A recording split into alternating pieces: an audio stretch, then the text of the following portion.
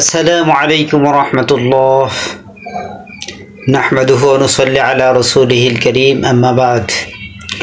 প্রিয় দেশবাসী, আজ পবিত্র শবে কদর। আজকে এই রজনীতে আমরা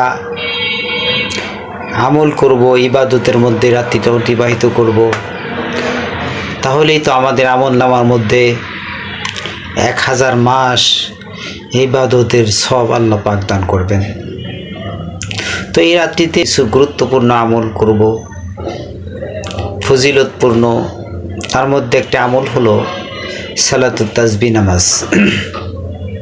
সালাতুত তাসবিহ নামাজ এমন আমল, যে আমলটি করলে আল্লাহ রাব্বুল আলামিন তার অতীত জীবনের সগীরা কবিরা, শিরকি বিদাতি, জানা অজানা, ইচ্ছাকৃত অনিচ্ছাকৃত সমস্ত গুনাহ মাফ করে দেন।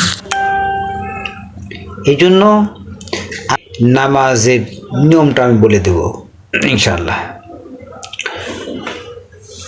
প্রথমে নিয়ত করব, আমি 4 রাকাত সালাতুত তাসবিহ নামাজ পড়তেছি। আল্লাহু আকবার।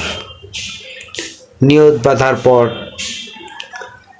সানা পড়ব। সানা পড়ে 15 বার এই তাসবিহ পাঠ করব, সুবহানাল্লাহি ওয়ালহামদুলিল্লাহি ওয়া লা ইলাহা ইল্লাল্লাহু আল্লাহু আকবার। এরপরে সূরা ফাতিহা পড়ব, অন্য একটা সূরা মেলাবো। যে কোনো সূরা মেলানো যাবে, কোনো সমস্যা নেই। এরপরে রুকুতে যাওয়ার আগে আবার 10 বার পড়ব এই তাসবিহ, সুবহানাল্লাহি আলহামদুলিল্লাহি ওয়া লা ইলাহা ইল্লাল্লাহু আল্লাহু আকবার। এ হলো 25 বার। আবার রুকুতে গিয়ে রুকুর তাসবিহ আদায়ের পর সুবহান রাব্বিয়াল আযীম, সুবহান রাব্বিয়াল আযীম এই তাসবিহ পড়ার পর